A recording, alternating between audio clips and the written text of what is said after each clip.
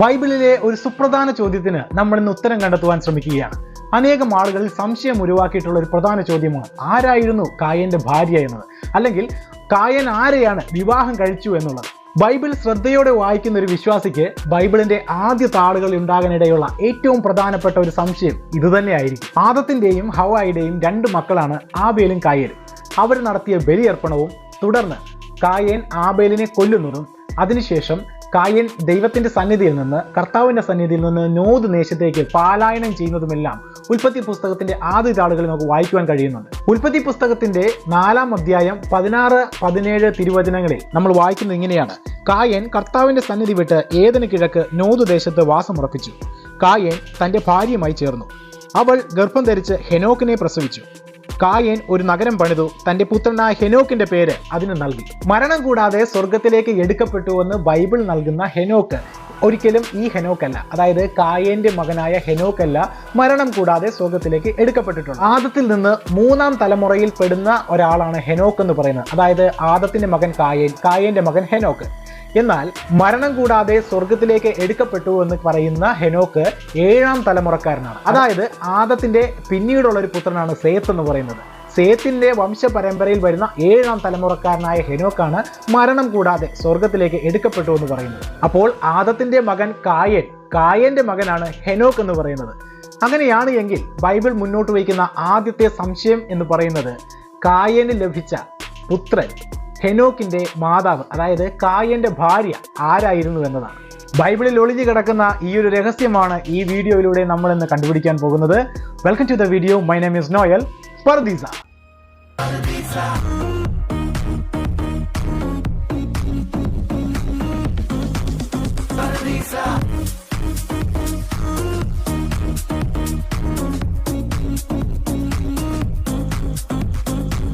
ബൈബിളും അതിന്റെ ചരിത്രവും രക്ഷാകര പദ്ധതികളും ഒന്നും മനസ്സിലാക്കാതെ ചില ആളുകൾ ബൈബിളിനെ കുറ്റം ആരോപിക്കുന്നതിന് വേണ്ടി ഇത്തരം ചില ചോദ്യങ്ങൾ മുന്നോട്ട് വയ്ക്കാറുണ്ട്. സോ ഈ ചോദ്യത്തിന്റെ ഉത്തരം നമുക്ക് കണ്ടുപിടിക്കണമെന്നുണ്ടെങ്കിൽ നമുക്ക് അവരുടെ കാലഘട്ടത്തിലേക്ക് പോകേണ്ടതുണ്ട്. നമ്മുടെ ഇന്നത്തെ കാലഘട്ടവും ഇന്നത്തെ സംസ്കാരവും ഇന്നത്തെ ചിന്തകളും വെച്ചുകൊണ്ട് ഒരിക്കലും ഏകദേശം BC 6000 മുൻപ് നടന്ന ഒരു ചരിത്ര സംഭവത്തെ നമുക്ക് നോക്കിക്കാണുന്നത് ശുദ്ധ മണ്ടത്തരമാണ്. അതുകൊണ്ട് തന്നെ നമുക്ക് അവരുടെ കാലഘട്ടത്തിലേക്ക് പോയി തന്നെ ഈ ഒരു കാര്യം മനസ്സിലാക്കേണ്ടതുണ്ട്. ആദത്തിനും ഹവ്വയ്ക്കും 2 മക്കൾ, അതായത് കായേനും ആബേലും.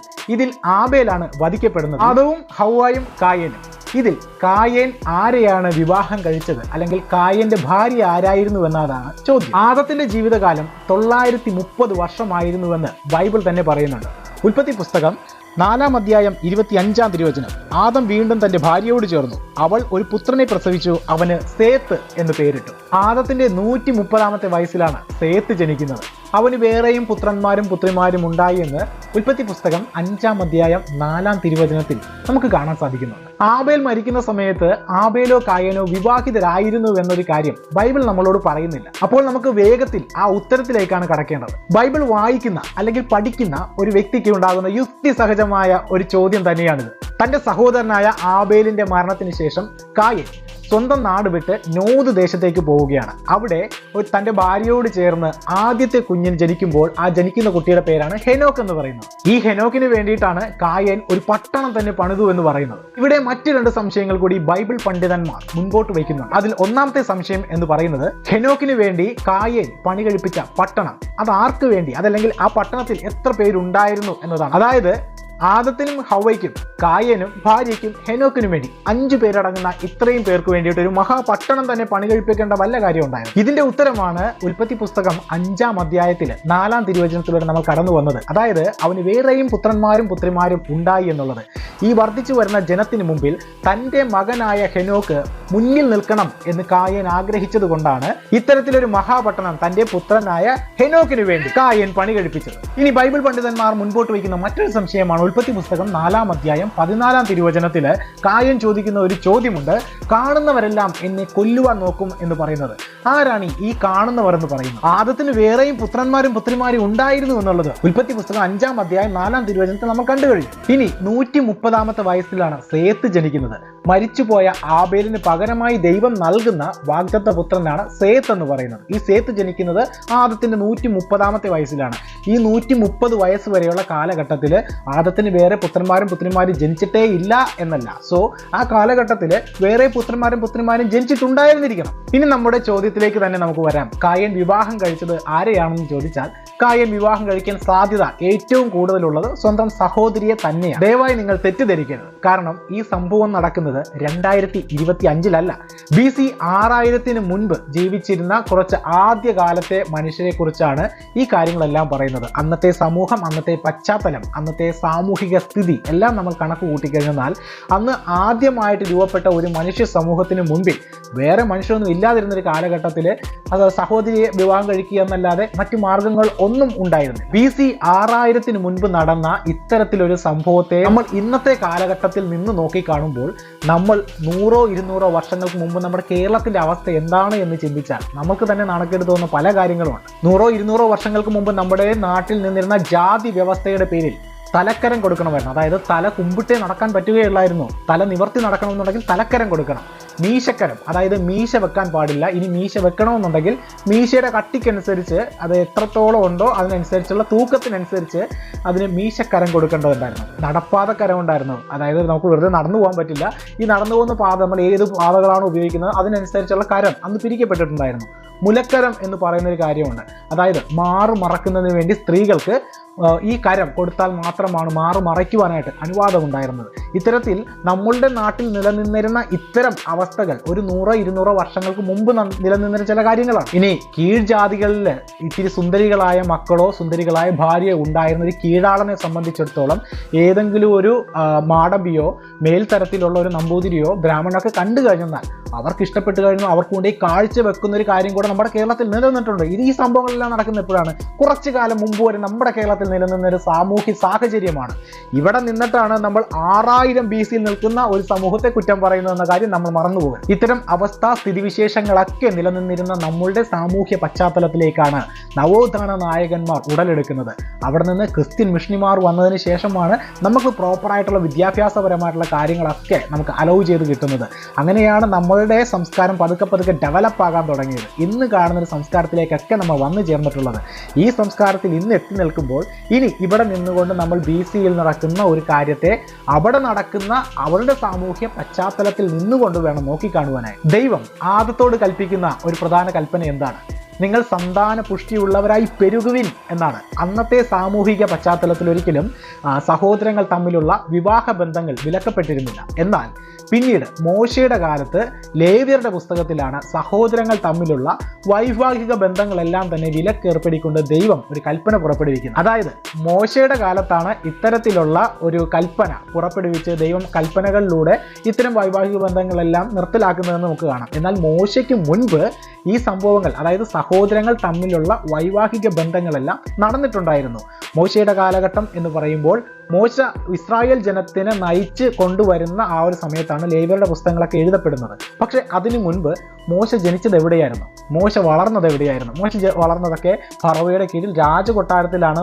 മോശയുടെ ജനനത്തോടനുബന്ധിച്ച് നടക്കുന്ന പല കാര്യങ്ങളും നടന്നു വന്നിട്ടുണ്ട്. ഇനി ഈ ഫറവോയുടെ കാലഘട്ടം എന്ന് പറയുന്നത് ഈജിപ്ഷ്യൻ സംസ്കാരമാണ്. സഹോദരങ്ങൾ തമ്മിൽ വിവാഹബന്ധം നടന്നിട്ടുള്ള ചില കാര്യങ്ങൾ ഞാൻ നിങ്ങളുടെ മുമ്പിലേക്ക് വെക്കാം. അതിൽ ഒന്നാമത്തേതെന്ന് പറയുന്നത് പ്രാചീന ഈജിപ്താണ്. മോശ വളർന്നതെല്ലാം ഫറവോയുടെ രാജകൊട്ടാരത്തിലായിരുന്നു എന്നുള്ളത് നമുക്കറിയാം. ഫറവോയുടെ ഭരണ രീതിയിൽ ഇത്തരത്തിൽ സഹോദരങ്ങൾ തമ്മിലുള്ള വൈവാഹിക ബന്ധങ്ങൾ സാധാരണയായി. ഇതിന് പ്രധാന കാരണം എന്ന് പറയുന്നത് സമ്പത്തിന്റെ ശുദ്ധിയും അധികാരം കൈമാറ്റം ചെയ്യപ്പെടാതിരിക്കാൻ വേണ്ടിയുമൊക്കെയാണ് സഹോദരങ്ങൾ തമ്മിൽ വിവാഹം ചെയ്തിരുന്നത്. പ്രാചീന ഈജിപ്ഷ്യൻ കാലത്ത് തൂത്താൻഖാമോൻ എന്ന് പറയുന്ന ഒരു ഭരണാധികാരി സ്വന്തം സഹോദരിയെ വിവാഹം കഴിച്ചു എന്നതിന്റെ ചരിത്ര തെളിവുകൾ ലഭിച്ചിട്ടുണ്ട്. ഇനി രണ്ടാമത്തെ കൂട്ടരെന്ന് പറയുന്നത് ഹവായ് ദ്വീപിലുള്ള ഗോത്രവർഗ്ഗങ്ങൾക്കിടയിൽ നടന്നിട്ടുള്ള ചില വിവാഹ ബന്ധങ്ങളാണ്. ഇത്തരത്തിൽ സഹോദരങ്ങൾക്കിടയിൽ പോലും വിവാഹബന്ധം നടന്നുവെന്ന് അവർ പറയപ്പെടുന്നു. ദ്വീപിലെ ഗോത്രവർഗ്ഗങ്ങൾക്കിടയിൽ രാജ പരമ്പരയിൽ അല്ലെങ്കിൽ രാജകുടുംബത്തിലുള്ള സഹോദരങ്ങൾ തമ്മിലുള്ള വിവാഹ ബന്ധങ്ങളാണ് അവിടെ നടന്നിട്ടുണ്ടായിരുന്നത്. ഇതിന് പ്രധാന കാരണം എന്ന് പറയുന്നത് രക്തത്തിലുള്ള രാജകീയ വിശുദ്ധി നഷ്ടപ്പെട്ടു പോകാതിരിക്കുന്നതിന് വേണ്ടിയിട്ടെന്നാണ് അവിടുത്തെ ജനസമൂഹം വിശ്വസിച്ചിരുന്നത്. മൂന്നാമത്തെ കൂട്ടർ എന്ന് പറയുന്നത് പുരാതന മിഡിൽ ഈസ്റ്റിലെ, അതായത് മെസ്സപ്പൊട്ടോമിയൻ കാലഘട്ടത്തിലെ ആ ഒരു പ്രദേശത്തുണ്ടായിരുന്ന ആളുകളാണ്. അവിടെ ബാബിലോണിയൻ സാമ്രാജ്യത്തിൽ ഉണ്ടായിരുന്ന ഇത്തരത്തിലുള്ള രാജഭരണ കുടുംബ അംഗങ്ങൾ തമ്മിൽ സഹോദരങ്ങൾ തമ്മിൽ ഇത്തരത്തിലുള്ള വിവാഹ ബന്ധങ്ങൾ നടന്നിരുന്നതായിട്ട് പറയപ്പെടുന്നു. ഇതിന് പ്രധാന കാരണം എന്ന് പറയുന്നത് ധനസമ്പത്ത് സംരക്ഷിക്കുന്നതിന് വേണ്ടിയിട്ടായിരുന്നു എന്നാണ് അവിടെ അവർ പറഞ്ഞിട്ടുള്ളത്. ഇനി നാലാമത്തെ വിവാഹം എന്ന് പറയുന്നത് ഇൻക സാമ്രാജ്യം, അതായത് സൗത്ത് അമേരിക്കയിലുള്ള ഇൻക സാമ്രാജ്യത്തിലെ ഇത്തരത്തിലുള്ള രാജകുടുംബങ്ങൾ തമ്മിലുള്ള വിവാഹം, സഹോദരങ്ങൾക്കിടയിലുള്ള വിവാഹ ബന്ധം എന്ന് പറയുന്നത് സർവ്വസാധാരണയായിട്ട് നടന്നിരുന്ന ഒരു കാര്യമാണ്. അതായത് സമ്പത്ത്, അതുകൂടാതെ രാജാധികാരം, അതുകൂടാതെ രക്തബന്ധം, ഇതെല്ലാം സംരക്ഷിക്കുന്നതിന് വേണ്ടിയും ഇത്തരത്തിൽ ഇതൊന്നും നശിച്ചു പോകാതെ നിലനിൽക്കുന്നതിന് വേണ്ടിയും ഒക്കെയാണ് ഇത്തരത്തിൽ സഹോദരങ്ങൾ തമ്മിലുള്ള വിവാഹ ബന്ധങ്ങളെല്ലാം നടത്തിക്കൊണ്ടിരുന്നത്. ഇനി ഏറ്റവും അവസാനമായിട്ട് പറയാനുള്ളത് നമ്മുടെ ഇന്ത്യയിൽ നിലനിന്നിരുന്ന ചില വിവാഹ ബന്ധങ്ങളുമായിട്ട് ബന്ധപ്പെട്ടാണ്. അതിൽ പ്രധാനമായിട്ടുള്ളതും നമ്മളുടെ ഇന്നത്തെ മിസോറാം, അരുണാചൽ പ്രദേശ് തുടങ്ങിയ സംസ്ഥാനങ്ങളിൽ മുൻപ് നിലനിന്നിരുന്ന സഹോദരങ്ങൾക്കിടയിൽ, ചില ഗോത്രവർഗ്ഗങ്ങൾക്കിടയിൽ നിലനിന്നിരുന്ന സഹോദരങ്ങൾ തമ്മിലുള്ള വിവാഹ ബന്ധങ്ങളാണ്. എന്നാൽ ഇത്തരത്തിലുള്ള വിവാഹ ബന്ധങ്ങൾ പിൽക്കാലത്ത് നിരോധിക്കപ്പെട്ടതായിട്ട് നമുക്ക് കാണുവാൻ സാധിക്കുന്നു. നിങ്ങൾക്കറിയാമോ, സഹോദരങ്ങൾ തമ്മിൽ, പ്രത്യേകിച്ച് കുടുംബത്തിലുള്ള അംഗങ്ങൾ തമ്മിലുള്ള പരസ്പര വിവാഹ ബന്ധങ്ങളെയെല്ലാം ദൈവം ആദ്യമായി വിലക്കുന്നത് നമ്മൾ കാണുന്നത് ലേവ്യരുടെ പുസ്തകത്തിൽ 18-ാം അധ്യായം 6 മുതൽ 18 വരെയുള്ള തിരുവചനങ്ങളിലൂടെയാണ്. ജനിതക ഘടനയിൽ മനുഷ്യനുണ്ടായ മാറ്റവും പിന്നീട് വന്ന അംഗവൈകല്യങ്ങൾ പോലുള്ള കാര്യങ്ങളും ഒക്കെയാണ് ഇത്തരത്തിലുള്ള വിവാഹ ബന്ധങ്ങൾ വിലക്കുന്നതിന് കാരണമായി തീർന്നതെന്നാണ് പറയപ്പെടുന്നത്. എന്നാൽ ആദ്യകാലങ്ങളിൽ ഇതിന് യാതൊരു പ്രശ്നവും ഉണ്ടായിരുന്നില്ല. കാരണം ആദ്യകാലങ്ങളിൽ ഉണ്ടായിരുന്ന ജനിതക ഘടനയുമായിട്ട് ബന്ധപ്പെട്ട് യാതൊരു സാമൂഹിക പ്രശ്നങ്ങളോ മാനുഷികപരമായിട്ടുള്ള യാതൊരുവിധ കുഴപ്പങ്ങളോ അന്നത്തെ ജനിതക ഘടനയിൽ ഉണ്ടായിരുന്നില്ല. അതുകൊണ്ട് തന്നെയാണ് ഇത്തരത്തിലുള്ള സാമൂഹികപരമായിട്ടുള്ള കുടുംബാംഗങ്ങൾ തമ്മിലുള്ള, സഹോദരങ്ങൾ തമ്മിലുള്ള വിവാഹ ബന്ധങ്ങൾ അക്കാലഘട്ടങ്ങളിൽ അനുവദിക്കപ്പെട്ടിരുന്നത്. എന്നാൽ പിൽക്കാലത്ത് വന്ന ജനിതക മാറ്റമാണ് ഇത്തരത്തിലുള്ള മാറ്റങ്ങൾക്ക്, അതായത് ഇത്തരത്തിലുള്ള വിലക്കുകൾക്കൊക്കെ കാരണമായി തീർന്നു. യഹൂദ ചരിത്രകാരനായ ജോസിഫസ് തന്റെ കൃതികളിലൂടെ പറയുന്നത് 930 വർഷം ജീവിച്ചിരുന്ന ആദത്തിന് ഏകദേശം 33 ആൺമക്കളും 23 പെൺമക്കളും ഉണ്ടായിരുന്നു എന്നുള്ളതാണ്. ഇനി ഈ ഒരു കാര്യവുമായിട്ട് ബന്ധപ്പെട്ട് ചില വ്യക്തികൾ മുന്നോട്ട് വെച്ച ആശയം എന്ന് പറയുന്നത് ദൈവം ഒരു ആദത്തെയും ഒരു ഹവ്വയെയും മാത്രമായിരുന്നില്ല സൃഷ്ടിച്ചത്, പകരം കുറച്ച് ആദത്തെയും കുറച്ച് ഹവ്വാമാരെയും കൂടെ ഒരുമിച്ചാണ് സൃഷ്ടിച്ചത്.